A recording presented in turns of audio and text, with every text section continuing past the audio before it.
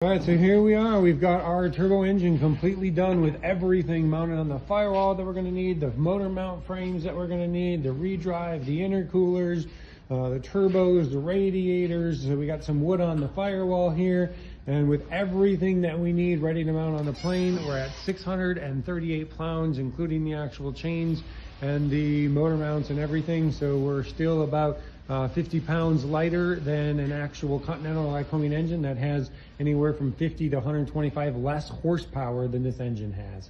But this will fit in about the same space.